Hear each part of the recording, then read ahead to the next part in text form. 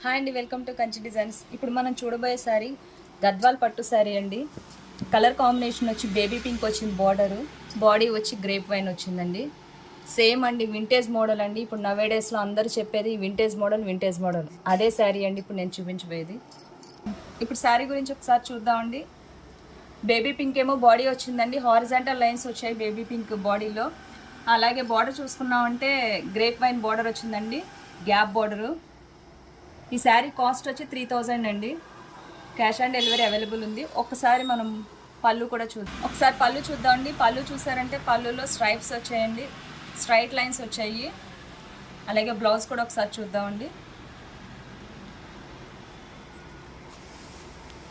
Blouse చూసారంటే plain blouse వచ్చింది.